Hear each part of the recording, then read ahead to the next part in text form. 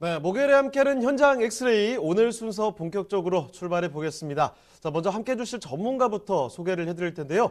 UNS 하우징의 신경철 부대표님 나와 주셨습니다. 네, 부대표님 안녕하세요. 네, 안녕하세요. 네, 인사 말씀 전해주시죠. 네, 부동산 투자자들에게 있어서 무엇보다 중요한 것은 이제 자기만의 원칙과 기준을 세우는 게 무엇보다 중요할 텐데 오늘도 이렇게 유익한 정보로 기준을 세우고 원칙을 세우는데 많은 도움이 되었으면 그런 시간이 되었으면 좋겠습니다.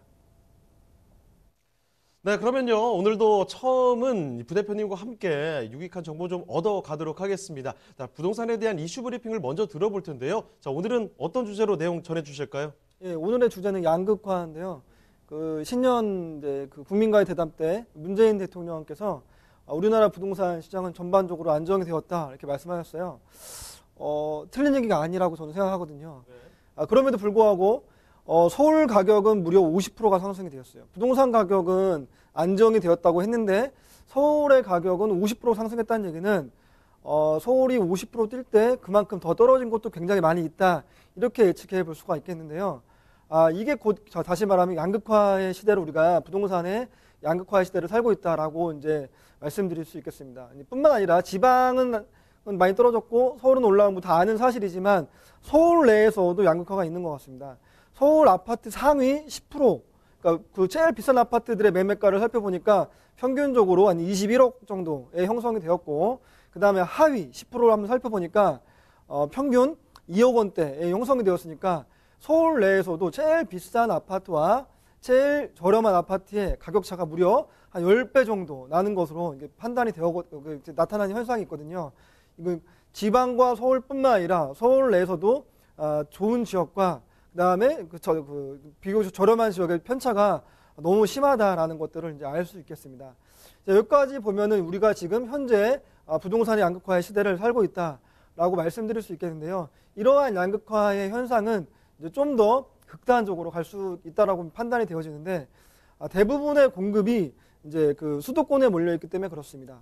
아까 이제 분양가 상한제로 인해서 공급이 축소되니까 30대의 사람들이 청약을 포기하고 이제 많이 거래를 많이 하는 이제 세대로 등장했다라는 얘기를 들었는데요.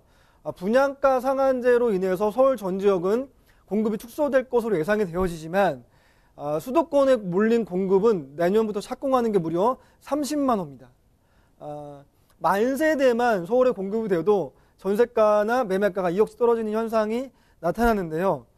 무려 30만 호가 수도권에 한 번에 공급이 되어진다고 한다면 서울과 지방이 여태까지는 차이가 있었다고 하지만 앞으로는 서울과 수도권의 편차도 꽤 심해질 수 있겠다라는 것들을 예측해 볼 수 있겠는데요. 뿐만 아니라 이러한 이제 양극화 현상은 비단 국내에만 일어나는 것은 아니다라는 것들을 알 수 있는데요.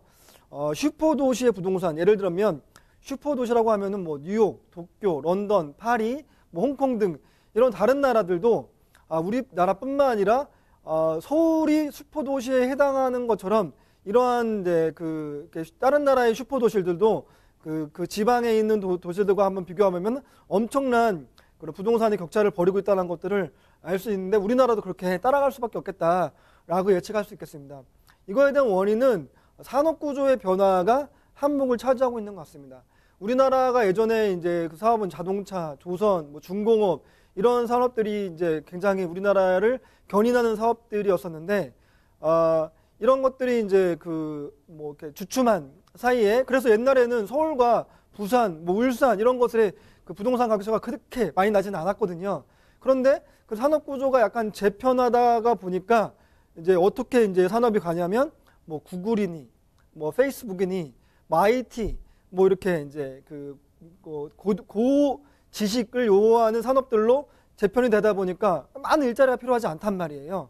그래서 굳이 지방까지 이 산업 내려가지 않아도 서울에 다 본사를 두고 거기서 대부분의 매출을 일으키니까 거기 좀 똑똑하고 좀 고소득 직장인들이 다 글로 모인단 말이에요. 그럼 소득의 양극화가 일어나니까 이것이 다시 말하면 부동산의 양극화로 되어지는 것이 비단 우리나라뿐만 아니라 다른 나라들도 그렇고 우리나라도 거기도 따라가고 있다라고 보여지는 게 맞는 일인 것 같습니다.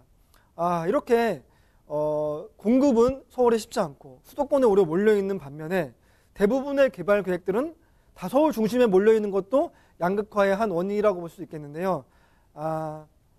자, 예를 들면은 뭐 이제 현대자동차 글로벌 빈센터 완공되는 시점, 영동대로 통합개발, 국제교류 복합지구, 뭐 서부간선도로 지하 사업, 마곡에 대한 이슈, 뭐 이런 것들을 다 살펴볼 때 서울은 아직도 많은 일자리와 이제 좀 이렇게 그 개발 계획들이 몰려 있으니까 좀 더 이제 부동산이 각광을 받을 수 있는 일이 일어날 수 있겠구나라고 생각할 수 있겠고, 공급이 몰려 있는 수도권과 지방들에 대해서는 이렇게 좀 이제 부동산이 쉽지 않겠구나라는 것들을 예측할 수 있다는 것을 감안할 때 앞으로는 좀 더 극단적인 양극화가 일어날 수 있겠다라고 예측해 볼 수 있습니까? 이런 것에 맞추어서 투자 판단을 잘 했으면 좋겠습니다.